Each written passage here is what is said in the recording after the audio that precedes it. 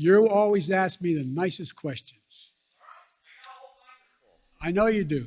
All right. None of them make a lot of sense to me, but Well, let's try. Fire again. away. Come on. A new year. Why are you trying so hard in your first year to pull the country so far to the left?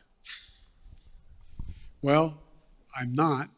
I don't know what you consider to be too far to the left. If in fact we're talking about making sure that we had the money for COVID, making sure we had the money to put together the bipartisan infrastructure, making sure we were able to provide for those things that in fact would significantly reduce the burden on working class people, but make them, they have to continue to work hard.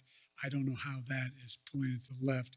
If you may recall, you guys have been trying to convince me that I am Bernie Sanders. I'm not. I like him, but I'm not Bernie Sanders. I'm not a socialist. I'm a mainstream Democrat, and I have been.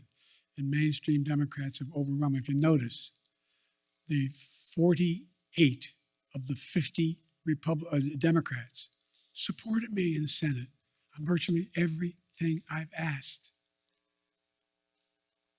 Yes, sir. I wanted to clarify, a moment ago you were asked whether or not you believed that we would have free and fair elections in 2022 if some of these state legislatures reformed their voting protocols. You said that it depends. Do you think that they would in any way be illegitimate? Oh, yeah, I think it easily could be illegitimate.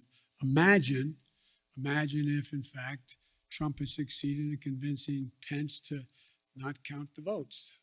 Imagine if... In regards to 2022, sir, the midterm 2022. I mean, imagine if those attempts to say that the count was not legit. You have to recount it, and we're not going to count. We're going to discard the following votes. I mean, sure. I'm not saying it's going to be legit. It's the increase in the prospect of being illegitimate is a direct proportion to us not being able to get these reforms passed.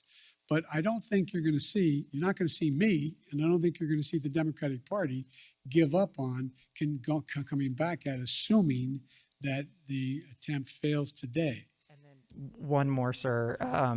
You campaigned and you ran on a return to civility, and I know that you dispute the characterization that you called folks who would oppose those voting bills as being Bull Connor or George Wallace.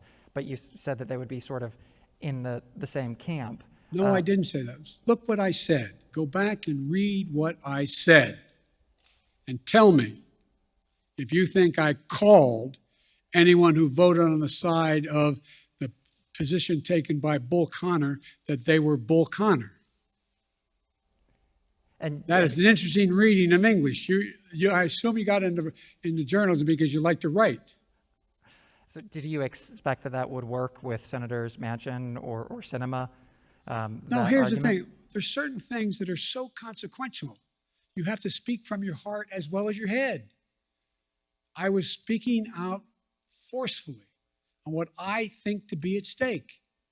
That's what it is. And by the way, no one